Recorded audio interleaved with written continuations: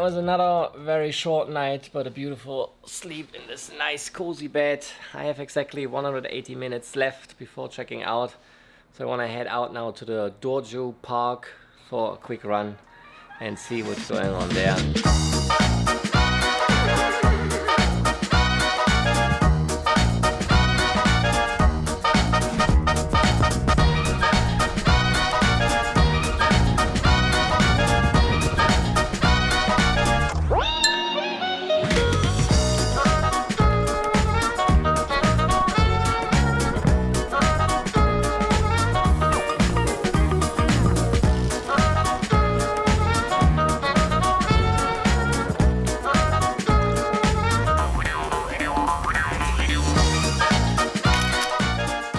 So these are the really cool things that I like so much. Now 2 kilometers in to the run, I just stopped at this one place just to have a look there. It was quite nice.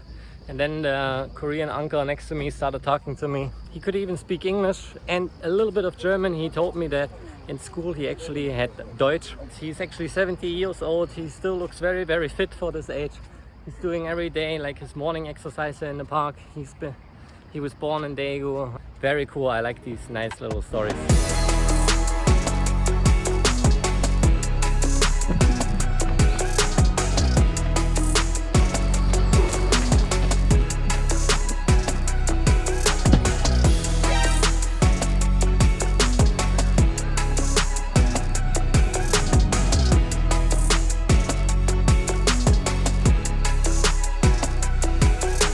That was my 5K run in the Daegu park. The pace is terrible because I stopped so many times and took a lot of pictures, and like I mentioned earlier, I also had my chat with the Korean uncle, but that was really, really worth it.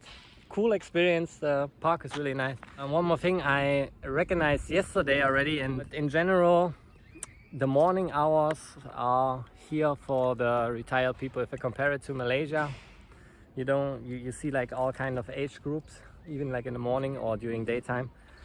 But here it's just literally old retired people. I mean, which makes sense. So the young folks, they are working hard during daytime. The retired people, they're enjoying their retirement basically in the morning, and it's pretty interesting. You have like all these groups of uncles, for example, there in the background, sitting around having their chat, also doing the exercises. They all keep very fit, like my uncle that I met. That's also why they still look so good even though they are quite old. And the aunties are also chatting. I saw some here. Pretty cool. So I think for retirement it is actually a nice country.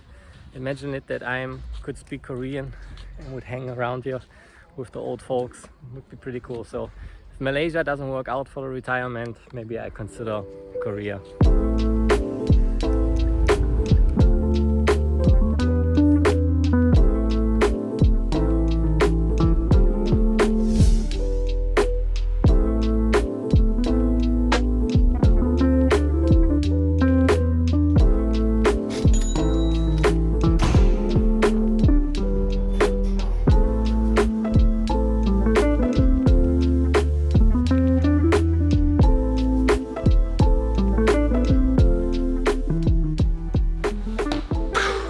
I'm done here in the business zone. It's actually also another cool thing about the hotel here. You have like this business zone. The Wi-Fi here is super fast. Even have a computer also and a printer. I also made use of it yesterday and also just now to print my negative COVID test results. But yeah, had to do some video calls, all that kind of stuff. 2 hours passed by really fast. So still have a few hours left. Just gonna check out 2 more places that I found on Google, have some lunch, and see what else Daegu has to offer here for us.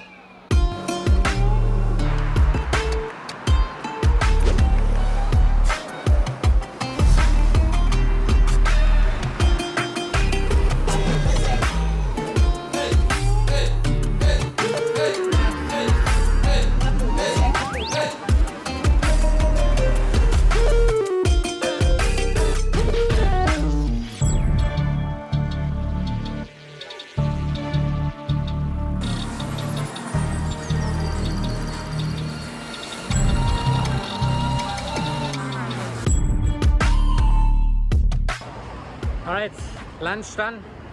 Now ready to explore a little bit more.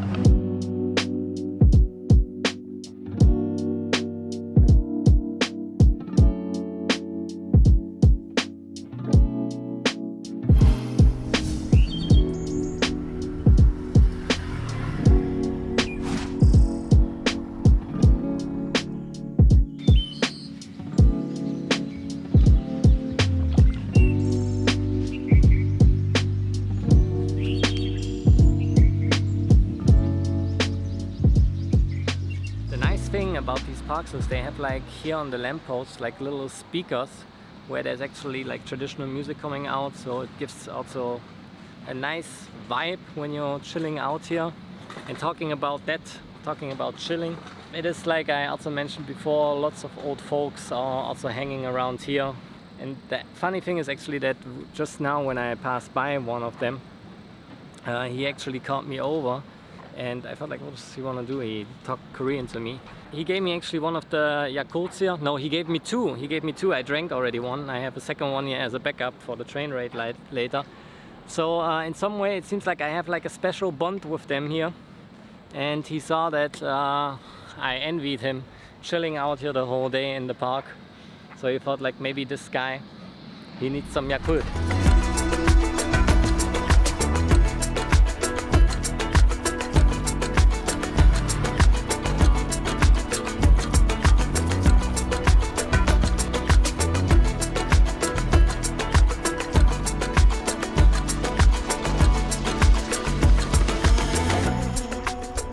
That's the glimpse of Daegu. Pretty interesting actually. I'm happy that I had the chance to see two cities, even if it's just a short time for me in South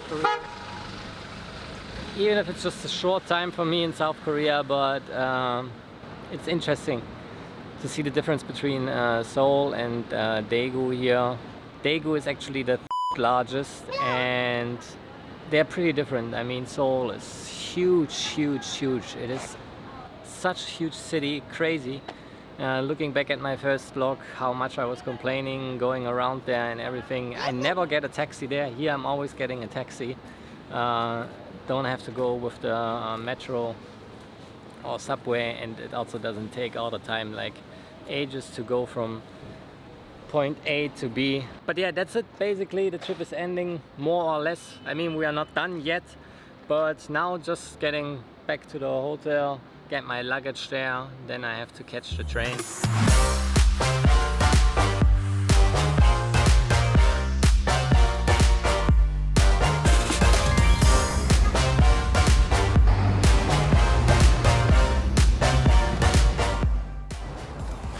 My favorite thing ever, this suitcase here.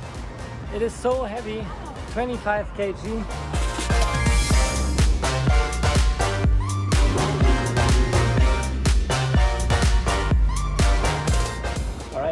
Made it back to Seoul, already got my ticket for the train now. I'm already in the train for the airport going now to Incheon, next station.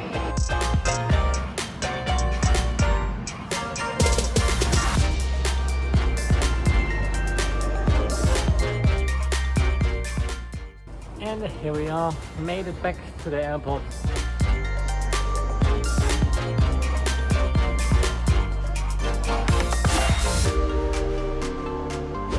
And here we are, finally at the Incheon airport. The reason why I'm actually here so early, so now it's around 11, but my flight is tomorrow at 7:45, and I was thinking like, should I book a hotel here again or not? But actually doesn't make sense because I would need to leave the hotel super early if I would stay in Seoul another night. It is also good to save a little bit of money if I stay the night here. So Korea trip ends. I'm pretty happy with the experience here, even though I had a rough start at the beginning. I was a little bit grumpy, but yeah, that's my German character. But other than that, yeah, cool trip. If I could come back, I would come back. If I could live here, I probably cannot imagine it. One thing is the language barrier, the other thing, I don't know. It's also getting cold really in winter, and it's a little bit too strict now. I'm used to Malaysia, 4 years there. I prefer a little bit more chilled life, and yeah, Malaysia is still the best. Thanks for tuning in as always. It was good to be back, and good night. Bye bye from Seoul.